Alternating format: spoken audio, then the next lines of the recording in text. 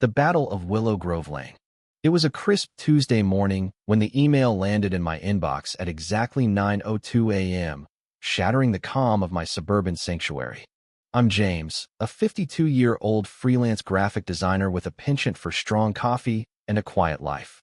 My home on Willow Grove Lane, a postcard-perfect cul-de-sac in suburban America, is my haven.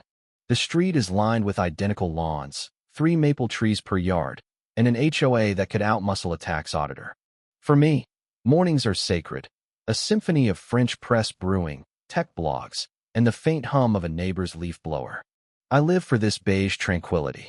But that morning, my driveway alarm, a sleek, understated device that chimes ding-dong to announce deliveries, set off a chain of events that would turn our sleepy street into a battlefield. This wasn't just about a chime. It was about principle, pettiness, and a war waged with the most gloriously absurd weapon, a human voice. The spark of conflict. My driveway alarm was a practical choice. No sirens, no lasers, just a polite chime to alert me when my Amazon packages arrived, saving my artisanal coffee beans from porch pirates. It was subtle, sophisticated, a digital butler for my modern needs. But to Margaret, the self-appointed queen of Willow Grove Lane, it was an assault on her meticulously curated peace. Margaret, 55, was a force of nature in a lavender tracksuit. Her dog, Lord Percival Paws, a quivering puff of white fur, mirrored her perpetual scowl. She'd once sent a certified letter to the HOA about my mailbox's shade of navy blue. Too bold, apparently. That morning, she stood at my property line, hands on hips, glaring like a hawk eyeing prey. "James," she declared, her voice dripping with judgment, "your noise machine is a public nuisance." I blinked, still clutching my coffee mug. "My driveway alarm?" I asked, incredulous. "It chimes inside my house when someone arrives. You can't even hear it." Her eyes narrowed. "I feel its electronic vibrations. They're acoustically invasive, disrupting Lord Percival's nerves." The dog let out a pitiful yip, as if on cue. I stifled a laugh. Electronic vibrations? Was she hearing Wi-Fi now? "Margaret, it's quieter than the lawnmowers on Saturdays," I countered. She sniffed, undeterred. "The HOA has rules about noise pollution. You'll hear from them." With that, she tugged Lord Percival's leash and marched off, leaving me stunned on my porch. The HOA strikes. Days later, a cream-colored envelope arrived, sealed with an embossed willow leaf. My heart sank as I tore it open. It was an official HOA violation notice, citing me, James Harper of 1422, Willow Grove Lane, for repetitive non-natural sounds, violating the community's serenity bylaws. The penalty, a $50 fine, with escalating consequences if I didn't disable the alarm within 72 hours.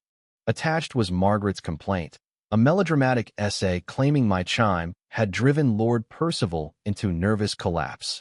I read the letter aloud to my friend Tom, a 50-year-old accountant with a knack for bad ideas. Over speakerphone, he roared with laughter. $50 for a ding-dong? She's unhinged. But my amusement was fading. Willow Grove Lane was a cacophony of barking dogs, screaming kids, and roaring lawn equipment. Yet my polite chime was the problem. This wasn't about noise, it was about control. Margaret had drawn a line, and I was ready to cross it. A mischievous plan. That night, unable to sleep, I scrolled through streaming services and stumbled on a colonial-era drama. A town crier stood in a village square, ringing a bell and shouting news. Inspiration struck. No electronics, no repetitive chimes, just a man, a bell, and a voice. It was organic, historical, and gloriously spiteful. By morning, I'd posted a job listing on Craigslist, Upwork, and the local theater guild's forum, seeking herald with booming voice and flair for the dramatic. Tricorn had a plus. The job description was a masterpiece of passive-aggressive brilliance. Position, residential herald and visitor announcer. Location, Willow Grove Lane, USA. Hours, 9 a.m. to 5 p.m., Monday through Friday. Duties, announce arriving visitors, mail carriers, delivery drivers, etc., with pomp and vocal projection. Must have a resonant voice, enthusiasm for historical roles, and no electronic amplification. Period costume, tricorn hat, frock coat, highly encouraged. Tom called, bewildered. "You're paying someone to yell on your lawn? Have you lost it?" I grinned. It's not yelling, Tom. It's proclaiming. It's art. The herald arrives. The applications were a mix of the bizarre and the underwhelming. A teenager mumbled through his audition, a heavy metal enthusiast screamed like a banshee, and a theater student delivered a 5-minute Shakespearean soliloquy about a mailman. I was ready to give up when he arrived. Bartholomew Finch, a 68-year-old with a shock of white hair, a neatly trimmed beard, and a full-town Crier's outfit, velvet frock coat, breeches, and a gleaming brass bell. His voice was rich, commanding, and perfect. "Greetings, good sir," Bartholomew said, bowing crisply. "I am at your service."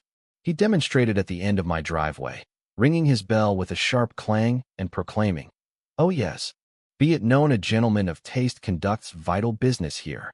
The sound carried across the cul-de-sac, and Margaret's curtains twitched violently. I hired him on the spot. The war begins. Monday morning, Bartholomew took his post on my lawn, tricorn hat gleaming. At 10:30 a.m., the USPS truck rolled up. Clang, clang, clang. Oh yes. The Royal Mail carrier approaches, bearing tidings from afar. The mailman froze, stared, and practically sprinted away after dropping my letters. Margaret's door flew open, her face a mask of fury. "This is harassment," she shrieked, filming Bartholomew with her phone. He bowed politely. "A fine morning for a proclamation, madam." By noon, an Amazon van arrived. Clang, clang, clang. "Hear ye. A courier from the Amazonian Empire brings goods of finest quality." The driver, stunned, snapped a delivery photo and fled. Margaret called the police, but Officers Thompson and Lee found no laws broken.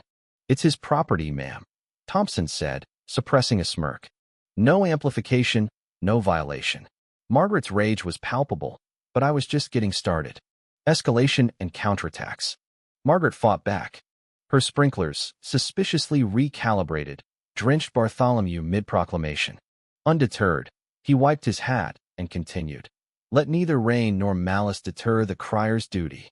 She then blasted polka music from a Bluetooth speaker to drown him out.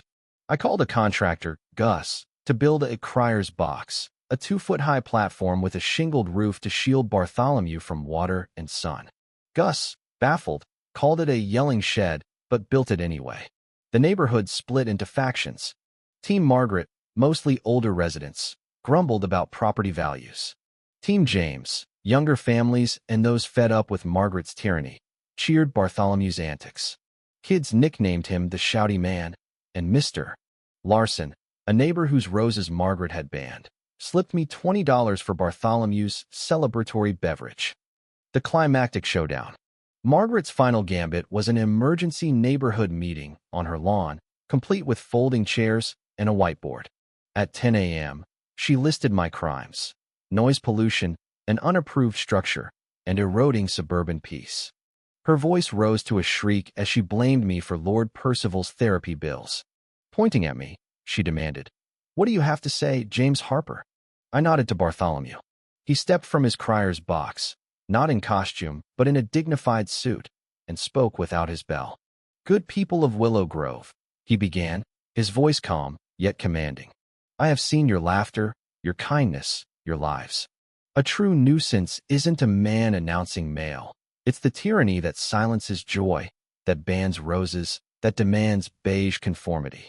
Silence fell. Then Mr. Larson clapped, followed by others. Families I'd barely spoken to joined in, applauding their right to a vibrant community. Margaret, pale and trembling, grabbed Lord Percival and fled indoors.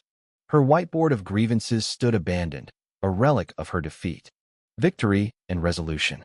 A week later, a for sale sign appeared on Margaret's lawn. The neighborhood exhaled. Kids played louder, neighbors smiled more, and Mr. Larson's roses were mourned a little less. I threw a small retirement party for Bartholomew, who was off to announce at a Renaissance fair. Over beers, he recounted his favorite proclamations, like heralding a kid's new bike, a steed of freedom for the young master. Tom and I dismantled the crier's box, and I kept Bartholomew's bell on my mantle as a trophy. That evening, I plugged my driveway alarm back in. Ding-dong. The sound was no longer a weapon, just a chime. A month later, the Wilsons moved into Margaret's house, their kids' laughter filling the street. When they rang my doorbell to introduce themselves, their son spotted the bell. "What's it for?" he asked. I grinned. "That's the backup doorbell. You wouldn't believe the story behind it." The Wilsons laughed, sensing they'd fit right in. Willow Grove Lane was peaceful again, but now it hummed with life, not silence. Share your thoughts. What did you think of the Battle of Willow Grove Lane?